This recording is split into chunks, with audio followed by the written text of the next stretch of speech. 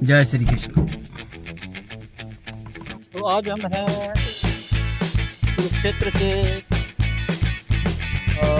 नरकाधारी गांव में, जहां पर भीष्म कुंड बाणगंगा, हाँ बाणगंगा हम पहुंच चुके हैं। नमो नारायण। और ये आप देख सकते हैं बाणगंगा का इतिहास के विषय में भी हम यहाँ पर जानकारी प्राप्त करने का प्रयास करेंगे।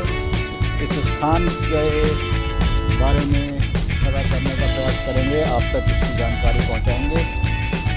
ये वही स्थान है जहाँ पर महाभारत युद्ध के उपरांत भीष्म पितामह जो हैं अर्जुन के बाणों से घायल होकर के अपनी मृत्यु की प्रतीक्षा करते रहे, मुक्ति की प्रतीक्षा करते रहे। और अर्जुन ने इसी स्थान पर धरती से गंगा जी को प्रकट करके उनकी प्यास बुझाई थी, उनकी अंतिम इच्छा पूरी की थी। चलिए आगे बढ़ते हैं, देखते हैं मंदिर के विषय में और क्या जानकारी हमें प्राप्त। आपको दर्शन कराते हैं हम। सबसे पहले भीष्म पितामह और पांडवों का जहाँ मिलाप हुआ, जहाँ वो एक साथ एकत्रित हुए, उस स्थान के दर्शन कराते हैं। आइए।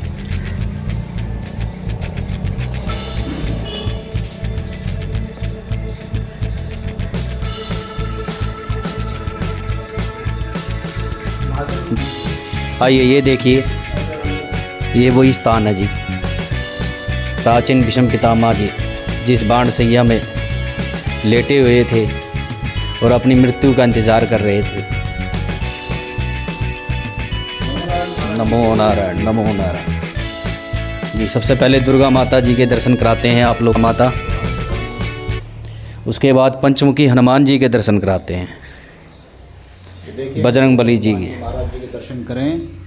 YouTube के माध्यम से, सोशल मीडिया के माध्यम से हम आपको दर्शन करा रहे हैं। इस स्थान पर जब भी आप आएँ, वही स्थान है जहाँ भीष्म पितामह जी बाणों की सैया में विराजमान थे और पांडवों को उन्होंने बुलाया, भगवान कृष्ण जी को बुलाया, द्रौपदी को बुलाया। ये आप लोग दर्शन कर सकते हैं। अब आपको ये कुछ यहाँ की जानकारी देंगे कि ये कब से यहाँ पर बना हुआ है। मैं गई थी।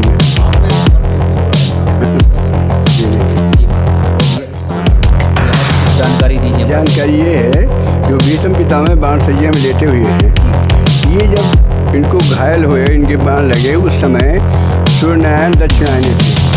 तो इनको इच्छा मृत्यु का वरदान था कि जब हम चाहेंगे तब मरेंगे। इनके पिता जी का आशीर्वाद था कि ये इच्छा मृत्यु का वरदान था। तो मृत्यु भी आई और यमराज भी आए। बोले तुम्हारा कष्ट नहीं देखा हुआ। बोले अभी महावीर नहीं मरूंगा मैं, क्योंकि सूर्यनारायण दक्षिणायनी, जो मारूंगा तो मैं अधोगत को प्राप्त दूंगा। भाई जब अधोगत दक्षिणायनी होता है तब आदमी अधोगत होता है। इसके बाद इनके जब बाण लगे तो सर लटक रहा था जी। उन्होंने कहा तकिया लाओ। तो ये कौरव लोग उनके पक्ष में थे, तो तकिया लेके ऐसे पहुँचे। बोलिए ना, अर्जुन को बुलाइए। अर्जुन आए, पे 3 बाण मारे तो उनको सिरहाना बन गया। इसके बाद बोले प्यास लगी है, तो ये गंगा माता बैठी है, ये गंगा में हाँ, तो गंगा पुत्र हैं, तो गंगा माता फिर जल लेके आई। बोले ये जल नहीं पीना। बोले कौन से? कहा अर्जुन को बुलाइए। तो फिर अर्जुन ने बाण मारे, तो बाण गंगा से जल आया। तभी से ये बाण यहाँ से बाण गंगा के नाम से जल आता रहा, ये पिए। इसके बाद जब अभी यहाँ लेटे रहे 56 दिन मानव सही में लेटे रहे, क्योंकि बाबूजी इनको प्रायश्चित था। एक प्रायश्चित था कि इन्होंने भगवान से प्रश्न किया कि मुझे 100 जन्म का याद है कि मैंने पाप नहीं किया, और मुझे क्यों ऐसा प्रायश्चित मिल रहा है? बोले आपको 100 जन्म मारा है, एक जन्म का नहीं मालूम। जब आपने उससे सर्प को चल गया था, तो आपने सर्प को फेंक दिया कांटों की खाड़ी में, तो जिलता रहा 56 दिन वो जल पर करके मरा। तो वो प्रायश्चित।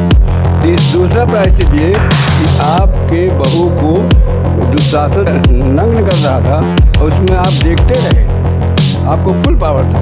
आप मना कर देते कि ऐसा ना करो, तो ताकत कैसी थी कि वो छू लेता। तो आपने उसको देखा, वो प्रायश्चित आपको लगा, इसलिए आपको ये कष्ट मिला।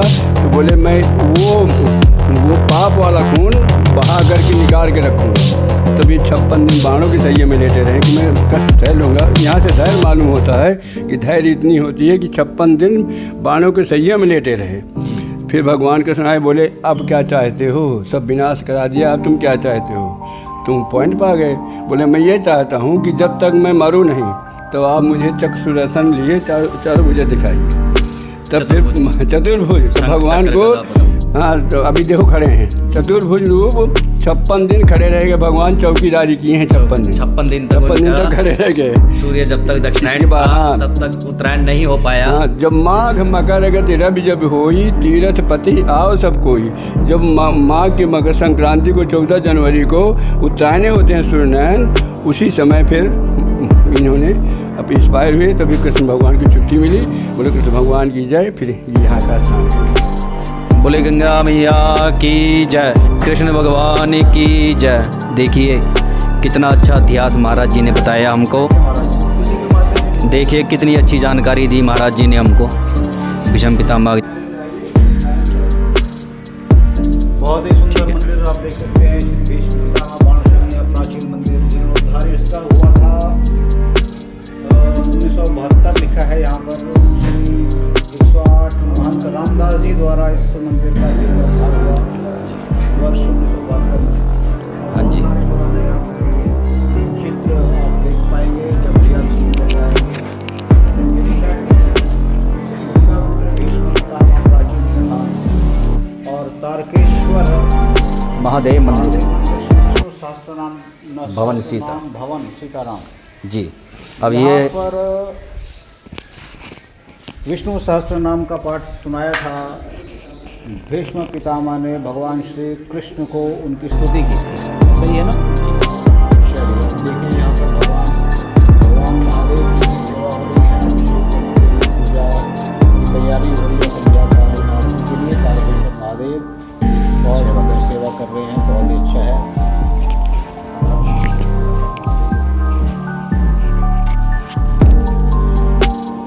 सभी संत विराजमान हैं जो इन्होंने यहाँ सेवा दी।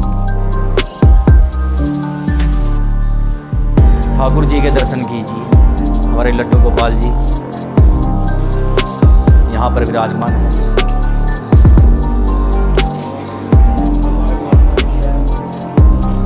जय हो, नमो नारायण, नमो नारायण, सीताराम। आइए, यहाँ महाकाली, महालक्ष्मी, महासरस्वती का मंदिर है। ये दर्शन कीजिए। आइए अब आपको वही स्थान दिखाता। यहाँ पर भीष्म पितामह बाणों की सैया में लेटे हुए थे और अपना मृत्यु का इंतजार करते हुए भीष्म पितामह जी। ये वही कुंड है जहाँ अर्जुन ने बाणों के द्वारा माँ गंगा प्रकट करी थी। इस कुंड के दर्शन कीजिए और पुण्य के भागी बनिए।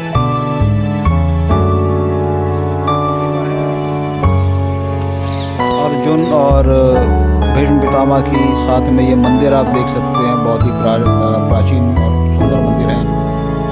और ये सीढ़ियाँ यहाँ की बहुत सुंदर तरीके से बनी हुई है, लाल पत्थर के साथ। ये वो स्थान है जो जहाँ पर अर्जुन ने तीर मारा था और गंगा जी को प्रकट किया था। ओम नमो नारायण, हर हर महादेव, जय श्री कृष्ण। इसी प्रकार हम आपके लिए अनेक यात्राएं कुरुक्षेत्र जाने से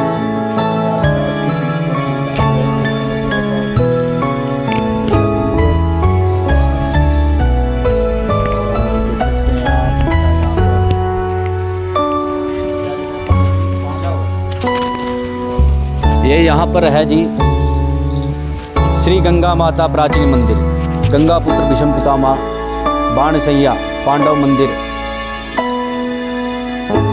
ये महाभारत युद्ध भूमि का भीष्म पितामह जी का वही मंदिर है